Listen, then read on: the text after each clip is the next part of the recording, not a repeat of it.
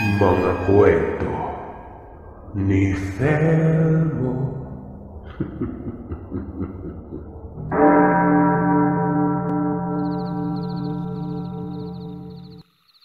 Mapagpalang araw sa inyo, Sir Seth. Ako naman po ito si Fernan para ipagpatuloy ang karanasan naming magkakaibigan sa bodyguard kong aswang. Nasa college pa ako noon at alam namin ni Andres yung plano ni Lyndon sa balak niya na pagpapakasal kay Ann. Akala namin ay magpapaalam siya sa amin kasi nga parang bunsong kapatid na namin si Ann. Hindi pala. Kung hindi ay in-inform lamang niya kami at kahit ayaw man namin o tumutol man kami, ay wala din naman pala kaming magagawa ni Andres. Kaya nagbiro ako sa kanya na, paano naman ako? Hindi na siya sumagot pero tinanong lamang niya ako kung gusto ko bang makita yung mundong nakikita niya. Umiling ako syempre. Baka matipuan ako eh. Mahirap na. Tumawa naman si Andres sa sagot ko. Sinabi ko naman na kung matipuan man ako ay mga numero talaga ng loto yung hihingin ko. Pabiro ko pang sabi nun. Sinita naman ako ni Lyndon at sinabihan ako na manahimik at baka may makarinig sa akin. Huwag umano akong magbibiro ng mga ganong bagay lalo na at alam ko mismo na hindi lamang kami ang mga nakatira sa asyenda. Kahit pa matatanda na kami ay dala-dala pa rin namin yung mga tirador na kinikwintas namin habang naglalakad-lakad lamang sa asyenda. Kami kasi yung nakatoka na magbilang sa mga kambing sa asyenda at kailangan pa naming picturean lahat yon. Hindi po kasi talaga malalagyan ng eartag lalo na yung mga maliliit pa na mga kambing. Kaya yun ang ginagawa namin. May nasulyapan ako noon na isang kambing sa malayo. Pero sa sobrang puti nito ay talagang mapapansin mo yon. Doon lamang ako nakakita ng sobrang gandang kambing kaya kinunan ko agad ito ng litrato. Bigla namang tumaghoy si Lyndon at umalis na yung kambing. Bago ko pa makunan ng litrato yon. Tumalikod ako at tiningnan ko siya. Nagtanong naman ako kung bakit niya ginawa yon. Pansin ko na wala yung kambing na yon sa folder na daladala namin. Pasensya na po. Wala pong nakikita itong kaibigan ko. Sabi pa ni Lyndon sa hangin na rinig ko. Engkantada ba yon? Tanong ko kay Lyndon at hindi naman siya sumagot nun. Hoy Lyndon, engkantada ba yon? Kaya palang ganda. Tinakpan naman kaagad ni Lyndon yung bibig ko. Kung may makikita kang kambing na walang eartag, at alam mo naman na hindi batang kambing yon, wag mo nalang pakialaman. Wag mong pupurihin. Baka ikaw yung kukunin nila. Pulong ni Lyndon sa akin. Ayaw mo nun? Di ba gusto mo ng numero sa loto? Pabiro naman natawa ni Andres. Hapon na at nagpapahinga na kaming tatlo nung bago kami babalik sa bahay nila Angela sa baba ng baryo. Kagaya ng ibang mga araw ay balik-pasok na naman kami at sasadya ko may inuman kasama yung mga barkada ko sa college. Kung naaalala ninyo si Emil, ay siya lang po talaga yung lagi kong kasama na kasabayan ko sa lahat ng klase ko. Napatigil ako sa pagkain ng may makita akong isang lalaki na may hila-hilang kambing sa harapan ko. May pamilyar po ako na nararamdaman pero syempre hindi ko yun pinansin kasi nasa syudad kami nun at kumakain pa kami sa karinderya.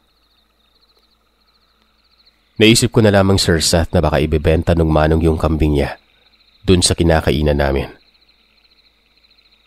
Sarap niya maging kaldereta pare oh. Sambit naman ni Emil na napatingin din sa kambing. O nga eh, ang ganda na ng tindig. Sumang-ayon pa ako kay Emil nun. Namangha pa kami kasi talagang tiningnan kami ni Emil ng kambing na yon. At nagbiruan pa kami na paano kaya kung kambing yung dadalhin sa mga animal shows, di ba? Nagtawanan lamang kami habang kumakain. Umuulan noon, kaya si Andres lamang yung nagdala ng sasakyan at nakisakay lang kami ni Lindon. Nakikita ko na yung sasakyan at hininto ni Andres sa harap ko. Nung akmang sasakay na sana ako, nilak nila yung pintuan ng sasakyan at talagang hindi nila ako pinagbuksan. Nagring na lang bigla yung phone ko at tumatawag si Andres noon. Anong trip nyo? Tanong ko na may halong inis noon. Mag-commute ka! Tigas talaga ng ulo mo, Fernan! Si Lindo na po yung nagsalita noon. Bakit ba? Ano bang problema nyo? Tanong ko ulit. May sumusunod sa'yo, kaya wag na wag mong huhubarin yung kwintas mo. Sagot ulit ni Lindon. Tumingin naman ako sa likuran ko at wala namang sumusunod sa akin noon. Naririnig ko pa yung mga tawanan nila sa loob ng sasakyan, kaya inaakala ko talagang napagtripan lamang nila ako. Huwag ka na rin muna umuwi sa bahay. Hindi na yan lulubay sa'yo kung may uuwi mo yan sa bahay. Kina-Emil ka na muna makitulog. Sambit ni Lindon bago umalis yung sasakyan. Napamura naman ako at pansin ko na nasa likuran ko na pala si Emil noon. Nagtataka ako kung sino ba yung sumusunod na sinasabi ni Lindon at bakit hindi niya ako pinapauwi sa bahay nila Mrs. Dulce. Pero ganun pa man, sumunod na lang ako. Mabuti na lamang at marami kaming plates na gagawin ni Emil at wala naman siyang kasama sa boarding house na inuuwian niya. Doon na kami gumawa ng mga plates habang nagiinuman. Hindi ko alam kung bigla lamang ba akong nalasing pero may isang babae na sumilip bigla sa boarding house nila Emil. Pre, may kasama ka bang babae dito? Kanina pa yan tingin ng tingin sa labas oh. Sabay tingin ko sa labas. Tiningnan naman ni Emil at wala naman umano siyang nakikita noon. Ayun oh, ang ganda nga eh. Sabi ko ulit. At bigla-bigla na lamang akong ginitian ng babaeng ito. Kinawayan niya ako, Sir Seth. Tumayo naman ako at nagtungo na doon papalabas ng boarding house ng kaibigan ko. At hindi ko alam kung bakit hindi ko mapigilan na lumapit sa kanya. Inabot ko yung kamay ko para sana magpakilala pero yung sabi lamang niya ay sundan ko daw siya. Nagtaka naman ako kung saan ay gabi na. Tsaka kay babae niyang tao at hindi talaga kami magkakilala. Fernan! Nagising na lamang ako sa pagyugyog ng kaibigan ko na si Emil. Nakatulog lang pala ako noon. Tumingin ako sa bintana at wala naman yung babae tsaka may mga nag-iinuman pa rin sa labas. Doon kasi sa panaginip ko ay bigla na lang nawala yung ingay at mga tao sa labas noon. At muntik na akong sumama doon sa babae. Lasing ka na ba? Tumatawag si Lindon. Iniabot ni Emil yung cellphone ko sa akin. Fernan, papunta si Andres dyan. Dumiretso kayo ng hasyenda. Ihatid mo yung reyna nila. Yan lang yung sinabi sa akin ni Lindon bago niya binaba ang telepono. Reyna? Anong reyna yung pinagsasabi nito? Minsan talaga ay hindi namin maintindihan itong si Lindon. Siya yung tipo ng tao na kulang-kulang magsalita at ine-expect na niya na magigets mo kaagad. Siya na yung matalino, di ba? Ilang minuto ang lumipas ay rinig na namin yung katok ni Andres sa labas ng pintuan. Gamit niya yung motor ni Lindon at umalis na kami matapos naming magpaalam kay Emil. Andres, hindi ako pwedeng umuwi sa asyenda. May mga plates pa akong tatapusin. Malakas kong sabi kasi napakalakas ng hangin nun at napakabilis ng takbo ni Andres. Hindi pwede. May mga nakapalibot sa labas ng bahay nila, Angela. Kukunin ka nila kapalit ng pagkuha mo sa kanilang reyna. Ano daw? Ulit ay napatanong ako kung sinong reyna ang sinasabi ni Andres noon. Napasigaw na lamang ako bigla nang may makita akong babae na nakalutang sa likuran namin doon sa side mirror. Hinigpitan ko yung pagkakahawak ko kay Andres noon. Sinabihan naman ako ni Andres na huwag magulo at baka madisgrasya kami. Nagmumura na ako, Sir Seth. Tiningnan ko yung likuran ko pero nawala na lamang bigla yung babae na nakita ko sa panaginip ko. Pero kung titingin ako sa salamin, nandun pa rin siya. Nakabuntot lamang sa amin kahit na anong bilis ng takbo ni Andres. Ano, Fernan? Nakikita mo siya, no? Hingan mo na ng numero sa loto. Yun yung gusto mo, di ba? Pasigaw ni Andres at minumura ko na siya noon. Hanggang baryo lamang yung motor at patakbo na kami ni Andres na nagtungo sa asyenda. Hinawakan pa niya yung kamay ko at halos madapa na ako sa bilis ng takbo niya. Nakikita ko yung pagpapalit anyo ng kamay ni Andres na mahigpit na nakahawak sa akin noon. Mabuti na lamang at naka-rubber shoes ako. Kung hindi ay matatanggalan talaga ako ng kuko sa paa. Papalapit na kami sa asyenda. Nakita ko si Noy Kokoy noon. Yung tatay ni Lindo na naghihintay sa amin. Nung lumingon si Andres sa akin ay naging tao na ulit yung anyo niya. Mahal na Reyna. Maligayang pagbabalik. Biglang sambit ni Noy Kokoy at nakatingin siya sa likuran ko. Nagsitayuan ang mga balahibo ko nung maramdaman kong may biglang humawak sa balikat ko. Pero nang tingnan ko ay wala naman akong nakikita. Kamusta naman ang pagbisita mo sa mundo namin? Nanigas ako nang makita kong nagsasalita ng mag-isa si Noy Kokoy habang naglalakad papalayo. May nakikita ka ba? Pabulong naman ni Andres. Hindi na ako nakasagot dahil nakikita namin si Lindo at ang nanay niya na nagdadala ng kandila. Nagdadasal silang dalawa ng nanay niya at hindi kami pinapansin para hindi maputol yung dasal na yon. Kahit na hindi na namin makikita si Noy Kokoy ay nagtungo sila sa parehong direksyon. Ang nakakamangha pa ay purong nakapikit sila Lindon at sinay Elsa. At kahit may hangin man ay hindi nawawala yung ilaw ng mga kandila nila. Wala rin po ni isang tulo ng kandila akong napapansin nun. Hinatid ako ni Andres sa bahay namin at doon na ako pinagalitan ng aking mga magulang. Ayon kay tatay na sinabi din ni Noy Kokoy sa kanila, ay may sumama daw sa akin na isang engkantada dahil dun sa mga pagpupuri ko at dun sa hiling ko na pabiro lang naman. Kung hindi daw yun agad nakita ni Lindon at umabot na magkikita kami nung engkantadang yun sa ikatlong panaginip, ay kukunin nila ako na maging isa sa kanila, kapalit ng hiling ko. Dumating na si Lindon at ang mga magulang niya. May pinainom naman si Nanay Elsa sa akin para daw maputol yung koneksyon namin nung engkantada.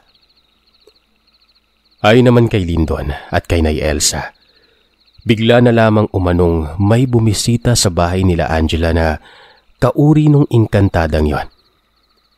Puro daw po sila magagandang babae at wala ni isang lalaki silang nakita. May dala-dala umano silang mga ibang klasing pagkain galing sa mundo nila at yung mga ginto na nakalagay lamang sa bilao. Daig pa daw nila na may bitbit na mga dowry para sa akin. Sadyang hindi umano sila makakapasok dahil doon sa mga itinanim ni Noy Kokoy palibot sa bahay ni Angela.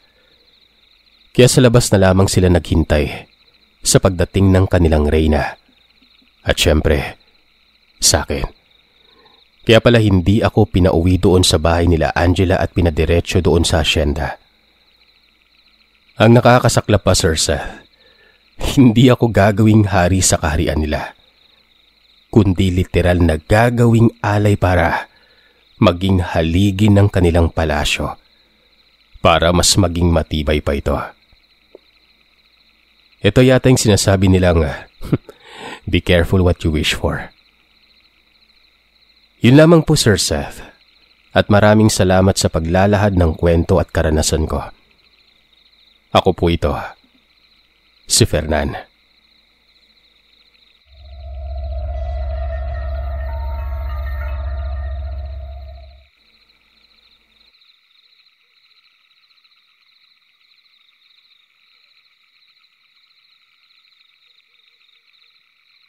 Mapagpalang araw sa inyo, Sir Seth. Ako po ito, si Ann. Bali, ang kwentong ibabahagi ko sa inyo ay tungkol kina Andres at Angela. Noong mga panahong dahan-dahan pang inaalala ni Angela yung kanyang alaala kay Andres. Awang-awa po ako dyan sa kaibigan namin na si Andres noong panahong nalaman ni Angela na nawala yung baby nila. Dahil sa mga panahong yon, pati si Mrs. Dulce ay hindi kinakausap ni Angela. Sobrang laki po talaga ng galit niya. At buti na lang naging accepted ako sa galit niya na yon. Bukod sa wala ako nun, ay naiintindihan ko rin yung side ni Angela. Parang nahati yung katawan ko sa mga kaibigan ko dahil pinapili ako ni Angela kung yung tatlong loko ba o siya. Mas kailangan ako ni Angela kaya pinili ko po siya ng mga panahong yon. Pinagmumura ko pa yung mga kaibigan ko sa harap niya para maniwala lamang siya sa akin. Immune naman kami sa pagmumura sa isa't isa, kaya ayos lang. Nagalit din po ako, Sir Seth, dahil wala po ni isa sa kanila ang nagbanggit sa akin na may ganun na pala na nangyari at si Angela na yung umiiyak sa harapan ko habang ikinikwento niya sa akin yung nangyari nun. Tandang-tanda ko pa na pagtataksil at pangloloko yung term na ginamit niya. Naging witness ako sa lahat ng bisyo ni Angela dito sa Cebu. Dahil kasali ako sa lahat ng walwalan niya. At witness din ako doon sa may hinahanap siya tuwing malalasing siya. Na si Andres lamang pala. Ewan ko sa'yo, Andres. Dahil tapos na naman kami sa college at hindi naman kami minamadali ng mga magulang namin na magtrabaho, ay kami po ni Angela yung laging magkasama noong nasa Leyte siya. At si Andres ay nasa likuran lamang namin palagi noon. Palihim lamang yung tinginan namin ni Andres dahil ayaw ni Angela na kausapin ko sila. Pero sinusuportahan ko naman sila sa utak ko. Nasa kanila na yun kung mapapansin nila ito. Kinakausap lamang niya si Andres kung may ipapagawa siya at dumating pa sa punto na gagamitin niya lamang si Andres. At kinabukasan na yun parang walang nangyari sa kanila. Parang naging enemies with benefits. Hindi sila magkaibigan. Pero masaya naman po si Andres at hindi niya pinapakita na nasasaktan siya sa ganong setup nila. Dahil determinado siya na makuha ulit si Angela noon. Kahit pa kung sino-sino yung kasama ni Angela sa mga okasyon at nasa likuran lamang si Andres ay okay lamang sa kanya. Basta ba alam niya na parehong bahay sila ng inuuwian ni Angela at sinisigurado naman ni Andres na walang maiuuwing lalaki si Angela noon. Jel, simba tayo. Sabi ko kay Angela na naputol naman siya sa pagbabasa ng mga reports. Tumingin muna siya sa kalendaryo at nagtataka siya dahil hindi naman po linggo noon kaya sinabi ko na lamang na bibisita lamang kami ng Ormoc kasi papalapit na yata ang fiesta noon. Basta ipagdadasal din namin yung baby nila ni Andres. Simula kasi nang malaman niya yung totoo base sa mga inamin ni Andres ay minsan na lang siya kung magsimba noon. Hindi pa bumabalik yung mga alaala niya noon pero may alam siya sa mga nangyayari kasi napaamin si Andres sa kanya. Tinapos niya muna yung ginagawa niya bago siya pumayag. Mga ilang oras yata yung biyahe namin pa Ormoc noon. Si Andres yung nagdadrive at ginamit ni Lyndon at Fernan yung sasakyan ko na nakabuntot lamang sila sa amin. Nakatulog si Angela sa balikat ko at nagtinginan namin kami ni Andres sa salamin.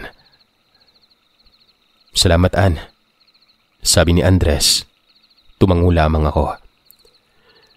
Nakarating na kami sa St. Peter at Paul Parish bago ko ginising si Angela.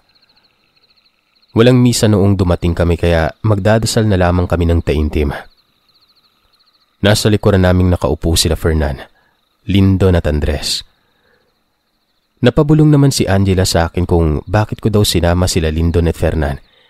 Sapat na si Andres para buwisitin yung araw niya kaya tumingin ako sa likod. At halata naman na narinig nila yung sinabi ni Angela. Nasa simbahan kami. "Ha? Wala naman akong nakikita, Jel. May nakikita ka ba na hindi ko nakikita?" Yun ang sinabi kong pabiro. Palihim na tumawa naman yung mga loko. At kinindatan ko sila bago ako humarap kay Angela. Minura lamang ako ni Angela at sinabihan ko siya na huwag magmura kasi nasa simbahan at mamaya na lamang paglabas namin. Nakaluhod si Angela at nakikita ko siyang pumipikit habang nagdadasal. May isinuksok ako na isang rosary sa jacket niya. Nagaling pa yun sa Simala sa Cebu. Walang ano-ano ay bigla na lamang siyang sumigaw. Tinatakpan niya yung tenga niya. Sa gulat ko ay napamura ako pero natigil yun nung umiiyak si Angela habang ramdam ko yung kuko niya sa kamay ko. "Ann, ang ingay. Patahimikin mo siya please." Niyakap ko na si Angela sa takot ko. Agad naman siyang kinuha sa akin ni Andres at binuhat niya papuntang sasakyan. Kaming tatlo na yung nagsorry sa mga naistorbo namin bago kami umalis nun. Nagtatalo pa kami ni Lyndon kung sino ang magdadrive nun. Dalawang sasakyan yung daladala namin nun. At ayaw nang bitawan ni Angela si Andres. Yung kamay ko ay nanginginig sa takot nun. Kung bakit bigla-bigla na lamang nagkakaganon si Angela. Kinuha naman ni Lyndon yung susi ng sasakyan kay Andres. Tinapon niya kay Fernan para siya na yung mag-drive. At si Lyndon yung mag-drive sa sasakyan ko. "Ano bang nangyari?" tanong ni Lyndon at umiling lamang ako kasi wala talaga akong alam. Bakit ka umiiyak?" "Sino ba namang hindi maiiyak?" sabi ko. Natakot ako. Hinawakan naman ni Lyndon yung kamay ko at pilit niya akong pinapakalma. "Tahan na. Ang pangit mo pa naman." Yan po si Lyndon. May dalang insulto. Nakarating na kami sa bahay nila Angela. Yung isang oras na biyahe ay nakuha lang namin ng kalahating oras sa bilis ng pagpapatakbo nila. Nakatulog na si Angela sa kwarto niya at halos lahat kami ay nandun na rin. Hinihintay na magising siya. Hapon na nang magising si Angela at tinulak naman ako ni Fernan para kausapin si Angela nun. Kasi ayaw niyang magsalita at wala pa naman yung mga magulang niya nun. Pinalabas ko muna sila at pati yung mga magulang ni Lyndon para kausapin si Angela. Ayon kay Angela, nung nagdadasal na siya at nakapikit siya ay parang nakikita niya pa rin yung simbahan at nakikita niya rin kami na nagdadasal. Nang may bigla-bigla daw siyang nakita na madre sa harapan niya. Tiningnan umano siya nito. Ngumiti yung madre sa kanya. Ngumiti siya pabalik at nawala na lamang yung ngiti niya nang biglang tumayo at lumapit sa kanya yung madre na yon. Nakalutang umano ito at gustuhin niya mang gumalaw ay parang hindi siya makahinga ng maayos man lang. Gustong-gusto na umano niyang sumigaw pero kahit boses niya, hindi niya naririnig. "Kasalanan mo lahat, Angela. Kasalanan mo lahat, Angela. Kasalanan mo lahat, Angela." Yan yung binabanggit ng madre habang papalapit sa kanya. At unti-unti nang dumudugo ang mga mata nito. Sigaw daw siya ng sigaw kahit wala siyang boses. Hanggang sa bigla na lang nawala yung madre at nakagalaw na siya.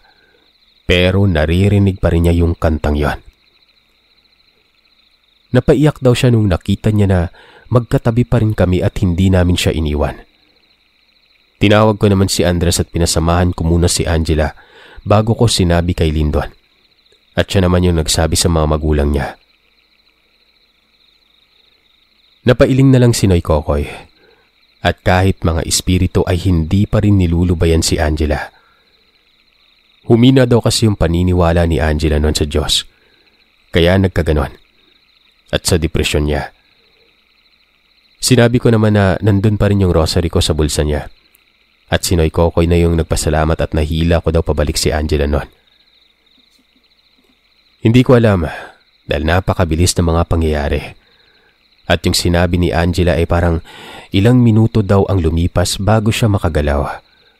At sa pananaw naman namin ay kakaluhod lamang ni Angela noon.